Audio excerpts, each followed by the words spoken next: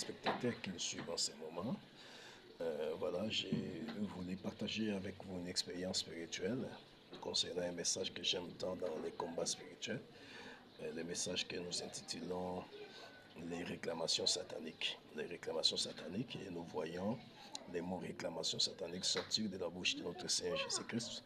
Le livre Pétre 22, verset 31 à 34, il s'adressait à Simon-Pierre, il a dit à Pierre, Simon, Simon, Satan vous a réclamé, il a voulu vous cliver comme du froment, mais j'ai prié pour toi afin que ta foi ne défaille point, et lorsque tu seras affermi tes frères.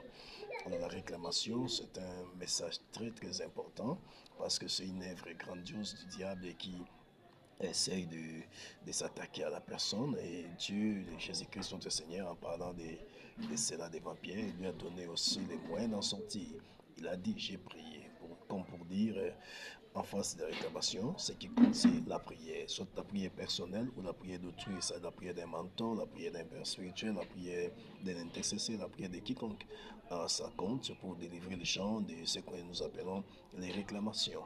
La réclamation, ça vient du verbe réclamer, ça veut dire revendiquer des droits. Le diable a certains droits qu'il revendique dans des vies des gens.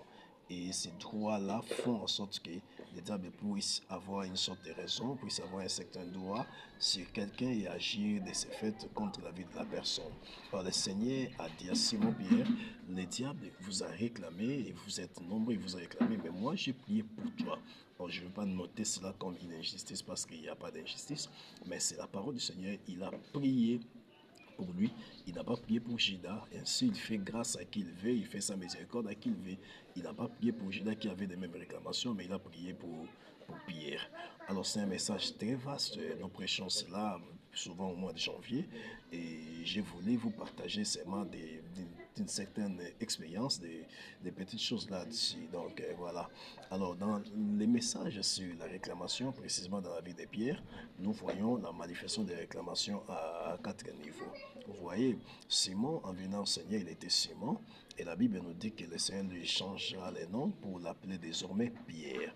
Alors il y avait une sorte de contraste entre Simon et Pierre. Selon certains biblistes, le mot Simon veut dire celui qui entend, et ça veut dire également un roseau, celui qui s'agite facilement par le vent. Donc une sorte d'instabilité. Et Pierre, qui veut dire solide, qui veut dire pierre, donc la stabilité, c'était en sorte une contradiction même du nom de Simon. Alors, vous pouvez remarquer, chers téléspectateurs, que par après, le Seigneur qui avait appelé Simon du nom de Pierre, et après 3 ans, ça dit 3 ans après,